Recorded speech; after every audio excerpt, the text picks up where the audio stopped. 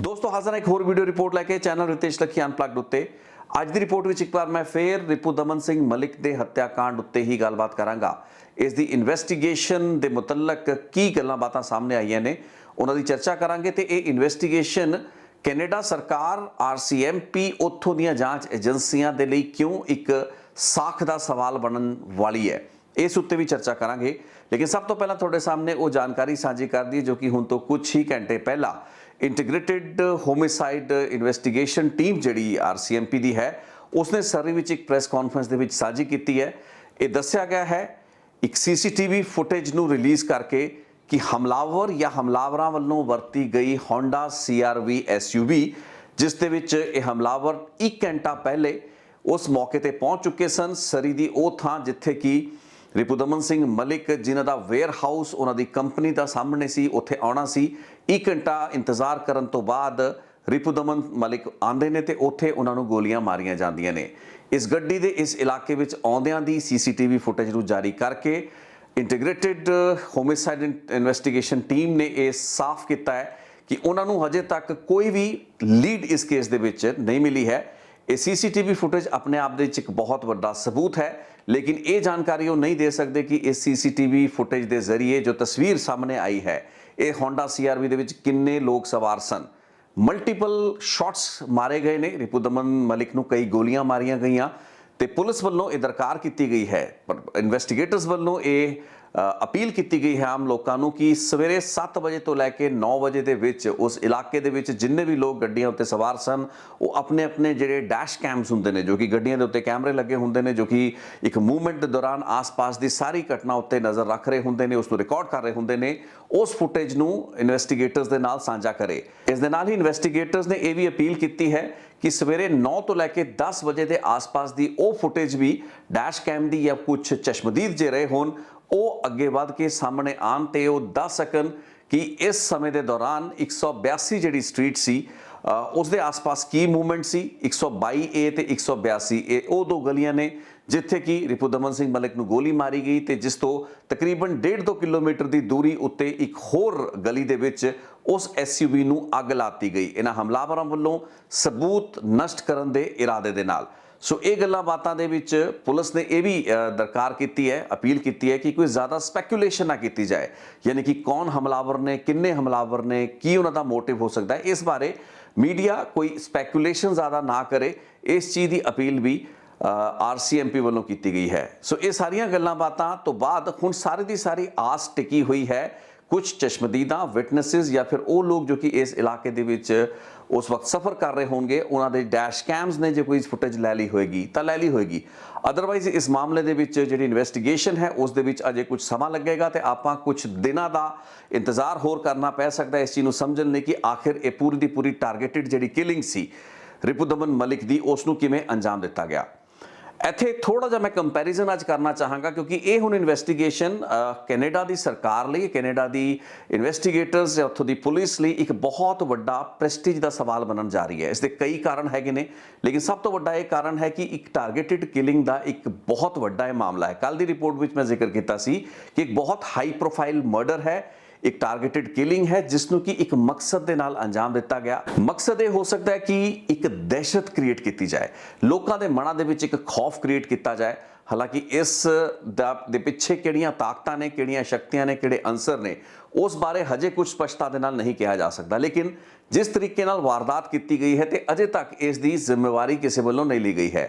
हुण कैनेडा या अमेरिका दे विच जदों अपराधी जुर्म करते हैं वो जिम्मेवारियां घट कबूलते हैं क्योंकि उन्होंने पता है कि जे खुल के वो लोग इस चीज़ की जिम्मेवारी कबूलते हैं तो उत्थों के सिस्टम के विच रहना, विचरना तो उन्होंने जेड़े भी स्रोत हैगे ने, जेड़े भी उन्होंने होर रिसोर्सिस जानकार हैगे ने उन्होंने उत्ते पुलिस दबिश करेगी तो इन्वेस्टिगेटर्स उन्होंने छड्डणगे नहीं। ये स्थिति थोड़ी जी वक्री है भारत नालों। आपां बीते कुछ हफ्तियां के दौरान भारत दे विच भी कई अजिहियां वारदातां जिस विच सब तो वड्डी जिहड़ी वारदात सी वो सी सिद्धू मूसेवाला दी किलिंग।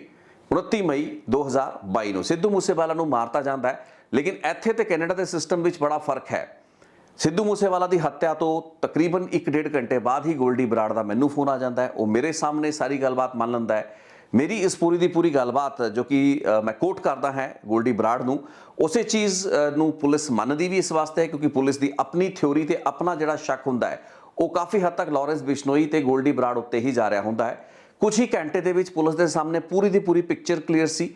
ਪੁਲਿਸ ਦੀ ਇਨਵੈਸਟੀਗੇਸ਼ਨ ਉਸ ਦਿਸ਼ਾ ਵੱਲ ਤੁਰਨੀ ਸ਼ੁਰੂ ਹੋਈ। ਹਾਲਾਂਕਿ ਇਹ ਨਹੀਂ ਹੈ ਕਿ ਪੁਲਿਸ ਨੇ ਹੋਰ ਪਾਸੇ ਨਹੀਂ ਖੰਗਾਲੇ ਹੋਣੇ ਤੇ ਗੋਲਡੀ ਬਰਾੜ ਦੇ ਇਸ ਇੰਕਸ਼ਾਫ ਨੂੰ ਹੀ ਆਧਾਰ ਮੰਨ ਕੇ ਉਹਨਾਂ ਨੇ ਆਪਣੀ ਪੂਰੀ ਦੀ ਪੂਰੀ ਇਨਵੈਸਟੀਗੇਸ਼ਨ ਤੋਰੀ। ਲੇਕਿਨ ਬਾਈ ਐਂਡ ਲਾਰਜ ਪੁਲਿਸ ਨੂੰ ਇਸ ਚੀਜ਼ ਦਾ ਪਤਾ ਸੀ ਕਿ ਇਹੀ ਉਹ ਗਰੁੱਪ ਹੈ, ਇਹੀ ਉਹ ਗੈਂਗ ਹੈ ਜਿਸ ਨੇ ਕਿ ਸਿੱਧੂ ਮੂਸੇਵਾਲਾ ਨੂੰ ਟਾਰਗੇਟ ਕੀਤਾ ਹੋ ਸਕਦਾ ਹੈ, ਕਿਉਂਕਿ ਇਹਨਾਂ ਕੋਲ ਇੱਕ ਕਾਰਨ ਸੀ, ਗੈਂਗ ਵਾਰ ਦਾ ਇੱਕ ਨਤੀਜਾ, ਇਹ ਕਿਲਿੰਗ ਹੋ ਸਕਦੀ ਹੈ। ਸੋ ਪੁਲਿਸ ਨੇ ਆਪਣੀ ਇਨਵੈਸਟੀਗੇਸ਼ਨ ਤੋਰੀ। ਆਉਣ ਵਾਲੇ 24-36 ਘੰਟਿਆਂ ਦੇ ਵਿੱਚ ਇਸ ਕੇਸ ਦੇ ਕਈ ਜਿਹੜੇ ਹੋਰ ਪਾਤਰ ਸਨ, ਯਾਨੀ ਕਿ ਲੌਜਿਸਟਿਕਲ ਸਪੋਰਟ, ਠਹਿਰ ਪ੍ਰੋਵਾਈਡ ਕਰਾਉਣ ਵਾਲੇ, ਉਸ ਇਲਾਕੇ ਦਾ ਡੰਪ ਡੇਟਾ, ਉਸ ਨੂੰ ਫਟਾਫਟ ਰਿਕਵਰ ਕਰਕੇ ਪੰਜਾਬ ਪੁਲਿਸ ਨੇ ਇੱਕ ਜਿਗਸਾ ਪਜ਼ਲ ਸੀ ਉਸ ਨੂੰ ਜੋੜਨ ਦੀ ਕੋਸ਼ਿਸ਼ ਕੀਤੀ।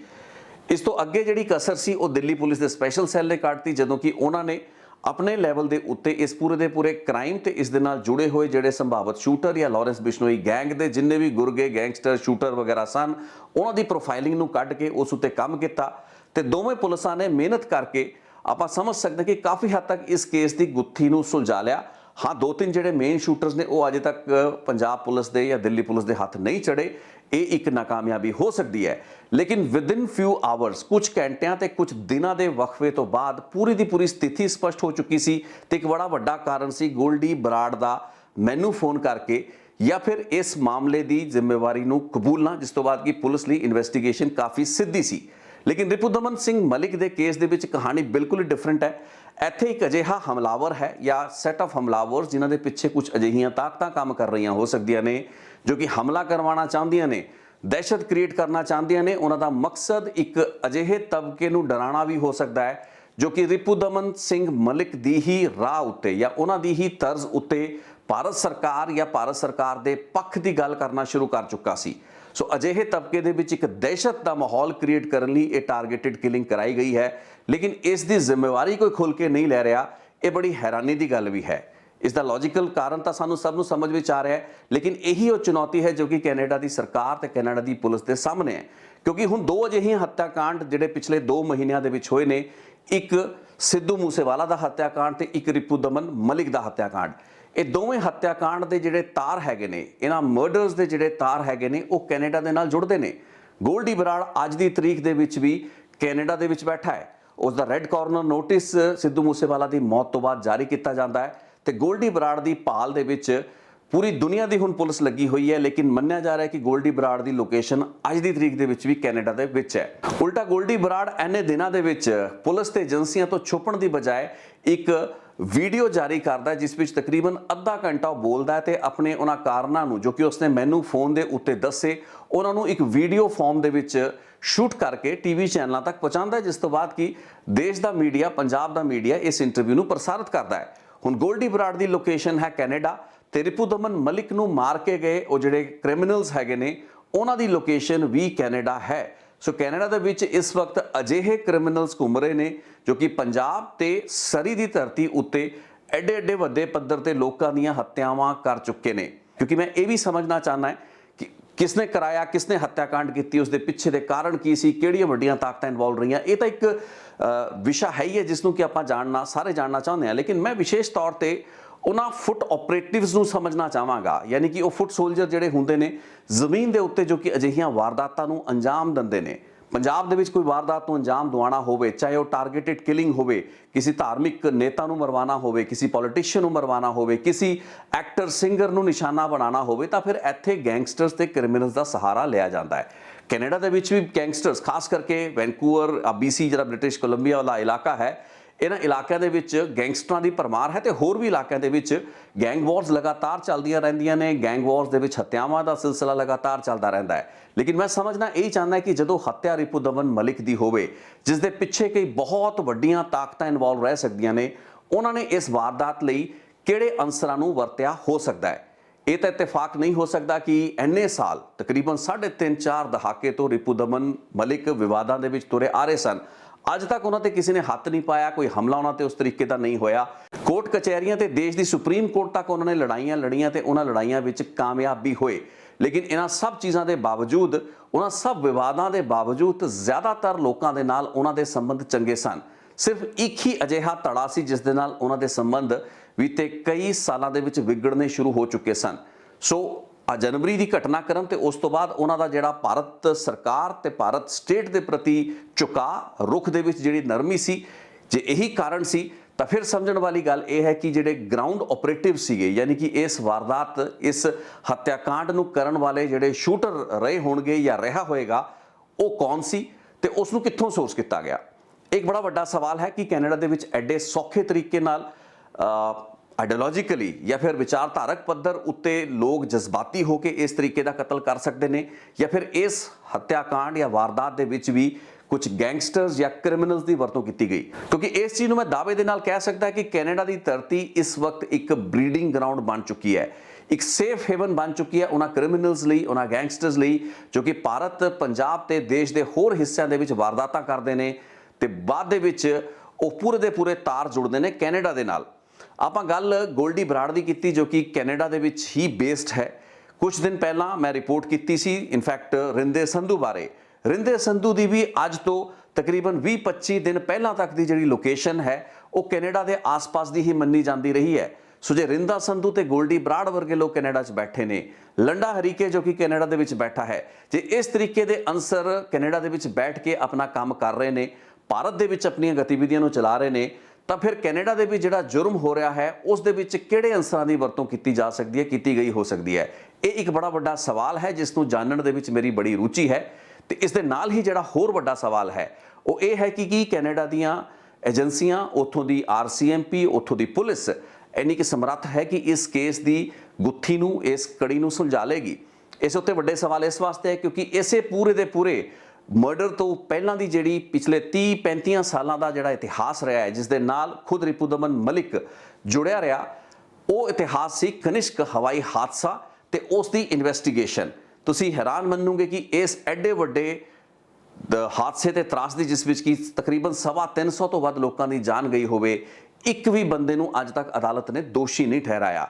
जे इंद्रजीत सिंह रियात नूं सज़ा मिली तो वह अदालत दे विच झूठी गवाही या फिर अपनी गवाही तो मुकरन की सज़ा, यानी कि परजुरी की प्रोसीडिंग सी, जिस तहत उसनूं 2011 दे विच सज़ा सुनाई गई।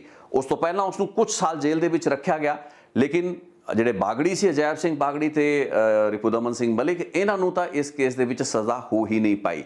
सो एक देश, एक सिस्टम जिसकी पहला तो इंटैलीजेंस एजेंसियां ते उसकी RCMP दे विच तां जिहड़ा एक आपस का तालमेल की घाट सी, lack of coordination, lack of intelligence information sharing जिहड़ी सी, वो एक बड़ा वड्डा कारण बनया 1985 के कनिष्क हादसे का। किस तरीके नाल टाइम बंबां दे नाल फिट होए सूटकेस हवाई जहाज़ां ते एयर फ्लाइट्स के अंदर पहुंच गए, किस तरीके नाल स्कैनर फेल हो गए, सुरक्षा दे विच कोताही हुई, बम धमाके होए, मिड एयर एक्सप्लोजन होया, जापान के नरीटा एयरपोर्ट के उत्ते एक्सप्लोजन होया। यह सब कुछ उस वक्त होंदा जदों कि भारतीय खुफिया एजेंसियां वालों लगातार कैनेडा की खुफिया एजेंसी नूं जानकारी दी जा रही सी। उस वक्त जिहड़ी इंटैलीजेंस इनपुट भारतीय एजेंसियां वालों लगातार दी जाती रही, जिसनूं लैके चौकसी भी थोड़ी बहुत वरती गई, लेकिन अखीर दे विच पूरे दे पूरे सिस्टम्स फेल होए, और सिक्योरिटी प्रोटोकॉल्स टुटे, जिस तो बाद एडे वड्डे ब्लास्ट होए, एडियां वड्डियां वारदातां होईयां। ये पूरे दे पूरी जिहड़ी इनपुट्स होया करदियां सन, उन्हां दिनां दे विच हवाई जहाज़ां की संभावित हाईजैकिंग नूं लैके होया करदियां सन। सो सब नूं लग रहा सी भी कोई हवाई जहाज़ ना एयर इंडिया दा हाईजैक कर लिया जाए। इंटैलीजेंस इनपुट्स इस तरीके दीयां जा रहीआं सन, लेकिन किसी नूं अंदाज़ा नहीं सी कि बम नाल भरे हुए सूटकेस ही हवाई जहाज़ां दे विच जाणगे।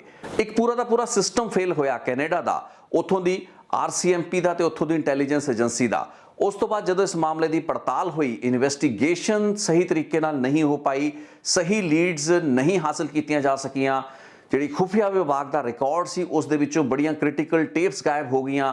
बाद दे विच इन्वेस्टिगेशन या कमिश्नर ने जो कुछ वेख्या वो एक हासोहीणी स्थिति ते एक तरसयोग व्यवस्था वल इशारा करदा सी, ते बाद दे विच ये सारियां चीज़ां ऑन रिकॉर्ड आईयां, जिस तो बाद कि अदालतां दे विच ट्रायल दे नां उत्ते एक माहौल जा बन के रह गया, ते सारे दे सारे लोग अदालतां विचों एक एक करके बरी हुंदे चले गए। सो एक अजिहा सिस्टम जो कि वड्डियां वड्डियां ट्रैजडीज़ इंटैलीजेंस इनपुट्स के बावजूद तो रोक नहीं पाया, उन्हां केसां दे विच सही लोगों ते हत्थ पा के उन्हां नूं फड़ नहीं पाया।